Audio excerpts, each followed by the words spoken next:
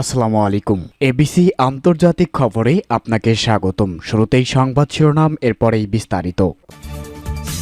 জানিয়ে দিব এই মুহূর্তে পাওয়া সর্বশেষ আপডেট আন্তর্জাতিক সংবাদ। শুরুতেই শিরোনাম। ইহুদিবাদীদের ঘুমাতে দেয়া হবে না, হুতি বিদ্রোহীদের হুঁশিয়ারি। পরেই জানাবো পিকেকে নেতা ওয়াকালানকে সন্ত্রাস ছাড়তে বলছে তুরস্ক। এদিকে যুক্তরাষ্ট্র বিরোধী কঠোর নীতির অঙ্গীকার কিম জং উনের।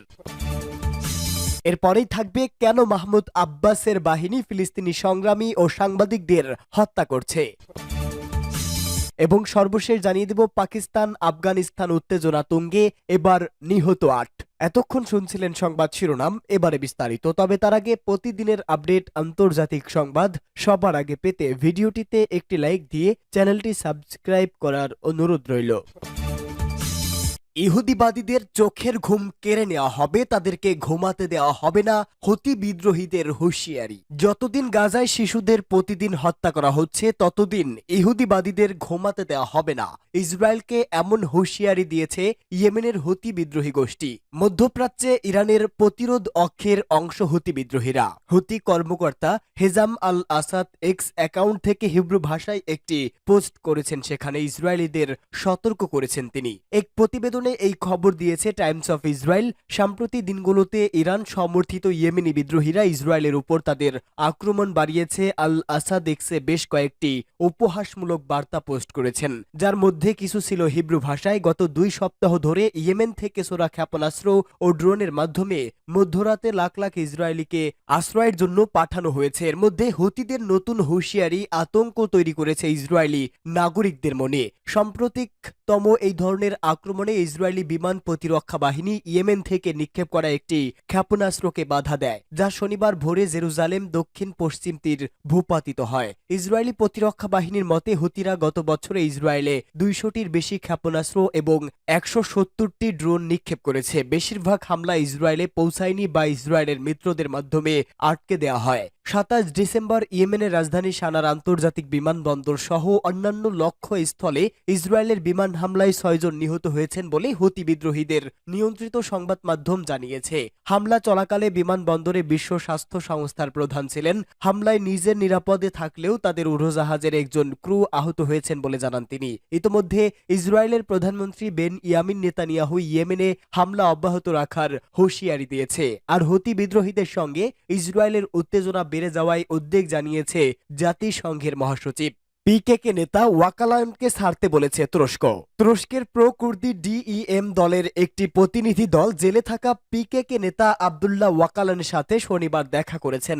ইস্তাম্বুল থেকে এএফপি একথা জানায়। ডিএমআই এর একটি সূত্র বলেছে, পিকেকে নেতা ওয়াকালানের সাথে ইকুয়ালিটি এবং ডেমোক্রেসি পার্টির কোনো প্রতিনিধি দলের 10 বছরের মধ্যে এটাই প্রথম সাক্ষাৎ। কিন্তু কিভাবে ইস্তাম্বুলের ওই নির্জন দ্বীপে তারা পৌঁছালেন সে বিষয়ে কিছুই বলেননি। ডিএমআই এর 2 জন আইনজীবী প্রতিনিধি ওয়াকালানের সাথে দেখা করেছেন। ডিএম এর পূর্বসূরি এইচডিপি পার্টির প্রতিনিধিরা শেষবার 2015 সালে ওয়াকালানের সাথে দেখা করেছিলেন। তুরস্কের সরকার ডিএম কে ওয়াকালানের সাথে দেখা করার অনুমতি দেয়। ওই ওয়াকালান প্রায় অর্ধ শতাব্দী আগে কুর্দিস্তান ওয়ার্কার্স পার্টি পিকেকে প্রতিষ্ঠা করে, যিনি 1999 সাল থেকে ঐতিহাসিক ইস্তাম্বুলের এক নির্জন কারাগারে বন্দী অবস্থায় জীবন কাটাচ্ছেন। তুরস্কের ইকুয়ালিটি এবং ডেমোক্রেসি পার্টির কো চেয়ারম্যান তুনসার বাকিরহান এই প্রসঙ্গে ইরাক সীমান্তের কাছাকাছি উলুদেরকে সাংবাদিকদের বলেছেন, এর ফলে কুর্দি ইস্যুতে গণতান্ত্রিক সেটেলমেন্ট এবং নতুন দশকের সূচনা হবে।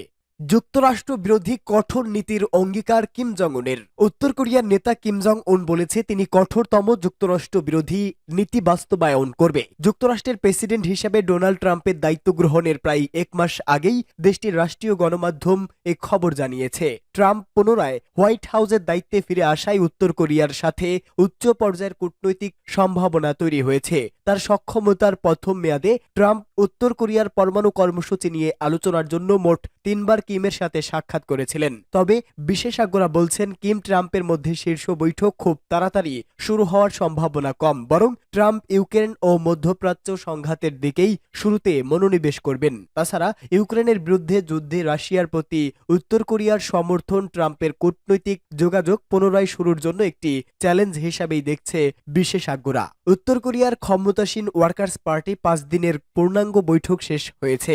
সেখানে কিম যুক্তরাষ্ট্রকে সবচেয়ে প্রতিক্রিয়াশীল রাষ্ট্র, যার কমিউনিজম বিরোধিতাকে অপরিবর্তনীয় রাষ্ট্রীয় নীতি হিসাবে বিবেচনা করে বলে মন্তব্য করেন। তিনি আরো বলেন, যুক্তরাষ্ট্র দক্ষিণ কোরিয়া জাপানের মধ্যকার নিরাপত্তা কার্যক্রম আগ্রাসনের একটি বৃহৎ সামরিক ব্লকে পরিণত হচ্ছে।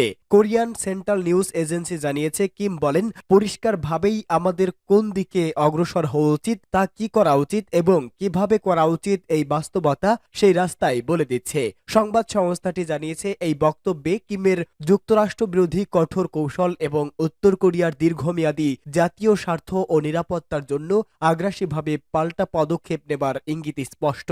কেন মাহমুদ আব্বাসের বাহিনী ফিলিস্তিনি সংগ্রামী ও সাংবাদিকদের হত্যা করছে? ফিলিস্তিনের তথাকথিত স্বশাসন কর্তৃপক্ষের সেনারা গত 2 সপ্তাহ কয়েকবার জেনিন শরণার্থী শিবিরে হামলা চালিয়ে সম্প্রতি ফিলিস্তিন স্বশাসন কর্তৃপক্ষের অনুগত কর্মীরা পশ্চিম তীরের জেনিনে হামলা চালিয়ে সাজা আশাব্বাক নামের এক ফিলিস্তিনি নারী সাংবাদিককে শহীদ করেছেন। একজন বন্দুকধারীর গুলি তার মাথার খুলিতে আঘাত হানলে তিনি আহত হন এবং হাসপাতালে নেওয়ার পর তিনি শাহাদাত বরণ করেন। তার পরিবার আল জাজিরা টেলিভিশনকে জানিয়েছে, সাজা তার বাসভবন থেকে বের হওয়ার সময় গুলিবিদ্ধ হয়ে মাটিতে পড়ে যান।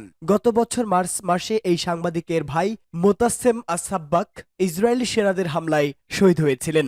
এখন থেকে 24 দিন আগে ইসরায়েলি বিরোধী প্রতিরোধ যোদ্ধাদের উপর শুরু হওয়া ফিলিস্তিনি স্বশাসন কর্তৃপক্ষের নিরাপত্তা বাহিনীর হামলায় এ পর্যন্ত 2 শিশু সহ 6 ফিলিস্তিনি শহীদ হয়েছেন। জেনিন শরণার্থী শিবিরের স্বশাসন কর্তৃপক্ষের নিরাপত্তা বাহিনীর হামলার ঘটনা ইসরায়েলের সঙ্গে নিরাপত্তা সহযোগিতার আওতায় ঘটেছে এবং এর ফলে বেশ কয়েকজন সংগ্রামীকে গ্রেপ্তার করা হয়। পাকিস্তান ও আফগানিস্তানের উত্তেজনা তুঙ্গে, এবার নিহত 8। পাকিস্তান ও আফগানিস্তানের পাল্টাপাল্টি হামলার জেরে দেশ দুটির মধ্যে তুমুল উত্তেজনা বিরাজ করছে। এবার নতুন সংঘাতে আফগানিস্তানে অন্তত 8 জন নিহত হয়েছে, আহত হয়েছে অন্তত 13 জন।